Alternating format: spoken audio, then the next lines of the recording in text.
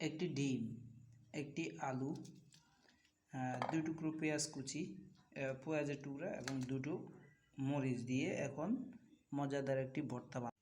সাথে 2টা কাঁচামরিচ দিয়ে দিয়েছি এবং ডিমটা এবং আলুটা কিচি কিচি করে একবারে ভর্তা বানিয়ে নিই। ভর্তা প্রায় রেডি হয়ে গেছে। এখন একটু সরিষার তেল দিয়ে দেব।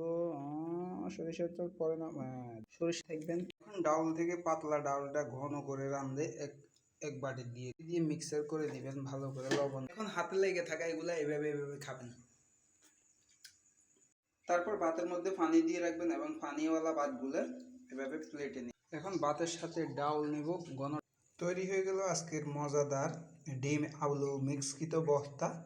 এখন খেয়ে টেস্ট করে দেখাও। ওয়াও, সেই স্বাদ, এত মজা ডিমের ভর্তা আগে দেখিনি। একদম বললো রমজানের ও চলে যান নাকি? ছুটি দিছে আপনাদের?